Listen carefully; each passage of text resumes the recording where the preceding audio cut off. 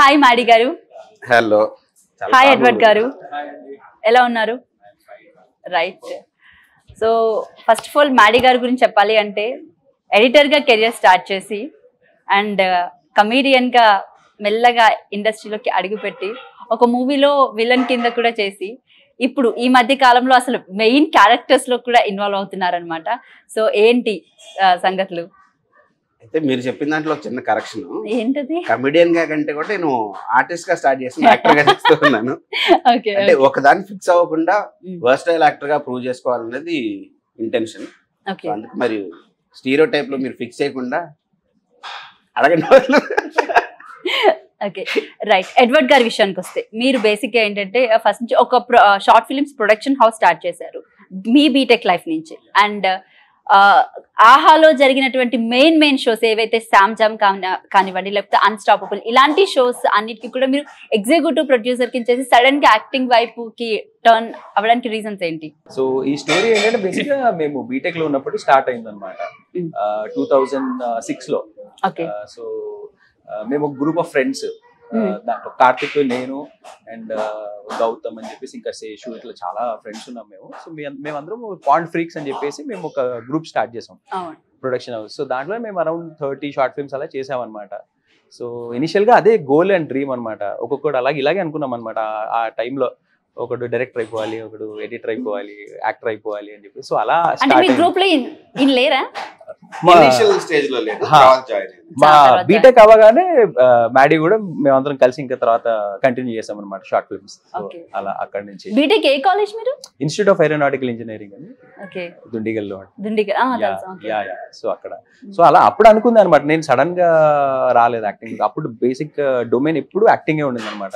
So short films అప్పటి నుంచి నేను యాక్టింగ్ చేస్తూ అలా స్టార్ట్ అయ్యాను. రైట్. మీకు హెయిర్ ఎక్కువ ఉండేది కదా, మరి ఎందుకు మీరు గుండు గీయించుకున్నారు? లుక్ కోసమే. అంటే మీరు హెయిర్ లో చాలా బాగున్నారు. నేను మీ ఇన్స్టాగ్రామ్ ప్రొఫైల్ చూసాను. అసలు యూ లుక్స్ అసలు చాలా అంటే చాలా ఇదిగా ఉండే. కానీ సడన్ గా ఏంటంటే ఒక టైప్ ఆఫ్ రౌడీని చూసినట్టు అనిపిస్తుంది గుండెలో. అంతే కదండి, క్యారెక్టర్ కోసం ఏదైనా చేస్తాం. సో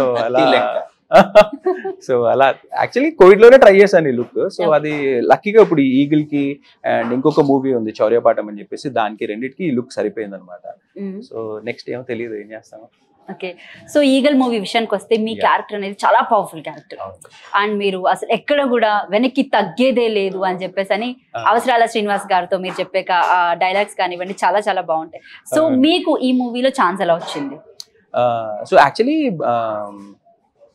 బేసిక్గా ఫస్ట్ నేను ఇప్పటిదాకా నాకు ఎక్కడ ఛాన్స్ దొరకలేదు. బట్ ఇప్పుడు చెప్తాను ఏంటంటే ఫస్ట్ నాకు ఈ ఆపర్చునిటీ రావడానికి కారణం నా friend Karthik. So first of all అంటే ఇప్పుడు మేము అట్లా ఎప్పుడు ఫ్రెండ్స్ చెప్పుకోరు కదా, బట్ స్టిల్ ఒకసారి నాకు చెప్పాలని ఉంది. థ్యాంక్ యూ మా for giving me this character. అదే థ్యాంక్ యూ మా for giving me this character. So అంటే ఇదే సేమ్ ఇలాగే ఫస్ట్ ఎప్పటి నుంచో నేను అంటే కార్తిక్తో పాటే నేను ఎప్పుడు అలాగే ట్రావెల్ అయ్యాము. కార్తిక్ కెమెరా చేసినప్పుడు నేను అసోసియేట్ కెమెరామెన్ లాగా చేశాను. దాని తర్వాత కార్తిక్ డైరెక్ట్ చేసినప్పుడు సూర్యకి I work as co director.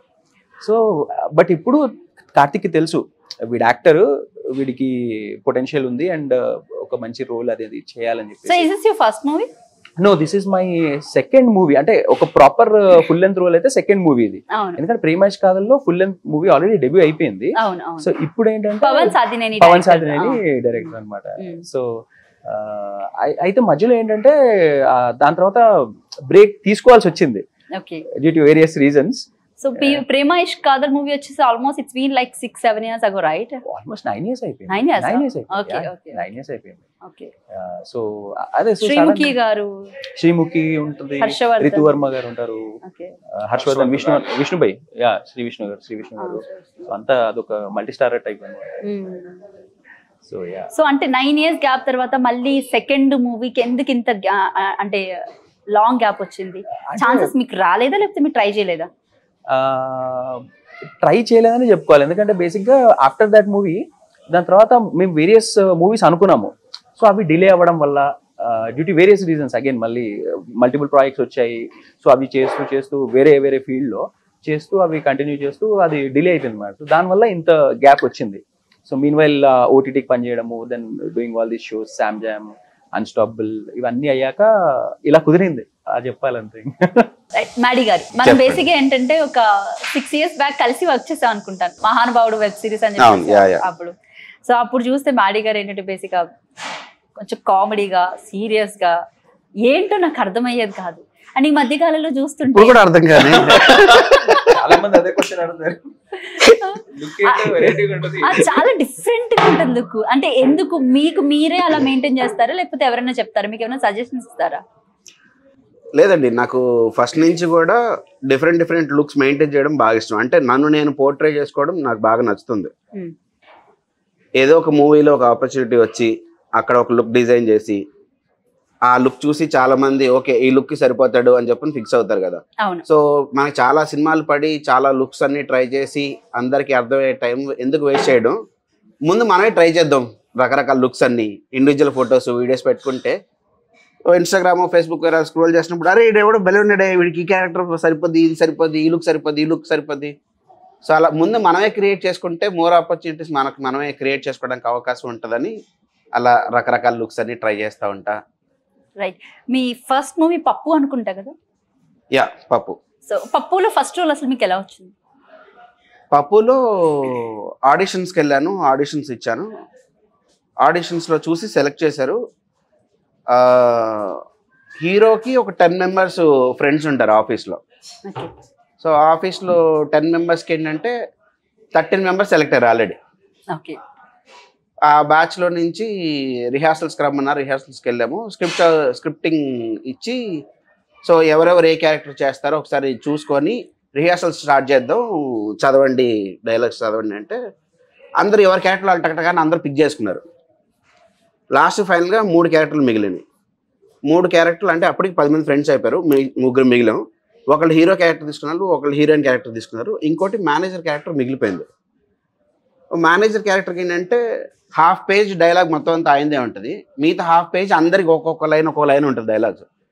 ఎవరు మేనేజర్ చదవట్లేదు, స్క్రిప్ట్ ఎవరు చదవలేరా అని చెప్పని కోఆర్డినేటర్ గారు రెచ్చగొట్టారు. యాక్చువల్గా ఏమైనా ఎంతమంది ఉన్నారు, ఒకళ్ళు చదవలేరా, ఒకళ్ళు చేయలేరా అంటే నేను చేస్తానండి అన్న.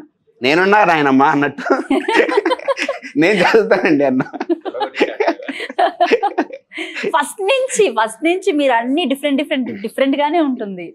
అన్ని చూసాను కదా మహానుభావుడు వెబ్ సిరీస్ లో మన ఇద్దరం అదే నేను మీ గర్ల్ ఫ్రెండ్ క్యారెక్టర్ చెప్తున్నాను కదా, మీ అసలు మీరంటే చెప్పండి అది ఆహా కాదండి, ఏదో సంథింగ్ డైలాగ్ ఉంటుంది అన్నమాట, ఇది హా హూ కాదండి అని చెప్తారు. అసలు ఎలా అంటే ఆ క్యారెక్టర్ లోకి మీరు ఎలా ఇన్వాల్వ్ అవుతారు? అయితే ముందు క్వశ్చన్ కి ఆన్సర్ చేస్తారు, ఇంకా చాలా ఉంది. సో స్క్రిప్ట్ తీసుకొని నేను చూసుకున్నాను, నేను యాక్ట్ చేయడం స్టార్ట్ చేశాను. డైరెక్టర్ గారు లోపలికి రావాలనుకొని కరెక్ట్ విండో దగ్గర ఆగిపోయారంట మేము చేయడం చూసి. తర్వాత కోఆర్డినేటర్ గారితో అన్నారంట, లేదు అబ్బాయి చాలా బాగా చేస్తున్నాడు, యాక్చువల్గా అబ్బాయిని పెట్టుకోవచ్చు మన మేనేజర్కి, కాదు ఏది సరిపోదు, చిన్నపిల్లడు అయిపోతాడు. అప్పటికి ఉత్తేజ్ అన్నని ఆ క్యారెక్టర్కి ఫైనల్ చేసేస్తున్నారు. సో ఉత్తేజ్ గారు లాంటి ఆర్టిస్ట్ని పెట్టుకున్నాక అంటే ఏజ్ కూడా సరిపోదు మాకు first of all manager character చేయడానికి, లేదు మంచి క్యారెక్టర్ ఇద్దాము అని చెప్పని అనుకున్నారు. సో అది కొన్ని వేరే రీజన్స్ వల్ల సెట్కి వెళ్ళే టైంకి కరెక్ట్గా చేంజ్ అయిపోయినాయి అన్ని. పొద్దున్నే వెళ్ళాను, నాకు అనుకున్న డైలాగ్స్ అన్నీ వేరే వాళ్ళు చెప్తా ఉన్నారు, ఇదేంటిది డైలాగ్ మారిపోయిందే, సరే ఓకేలే వేరే డైలాగ్ ఉండి అనుకున్నా, డైలాగ్ లేదు రావట్లేదు ఇదేంటి అంటే ఆల్రెడీ అన్నీ ఎగిరిపోయినాయి, 1,00,000 రీజన్స్ ఉంటాయి అలాగా. రోల్ ఎగిరిపోయింది ఉంది ఆఫీస్లో ఉన్నా నేను కూడా ఒకే ఒక డైలాగ్ చెప్పా. హీరోయిన్ వచ్చిన తర్వాత హే వీడే పప్పు అని ఇంట్రడ్యూస్ చేయడం, అంతే ఒకటే డైలాగ్ సినిమా మొత్తానికి కూడా. సో అలా అది ఫస్ట్ సినిమా, అదే ఫస్ట్ డైలాగ్.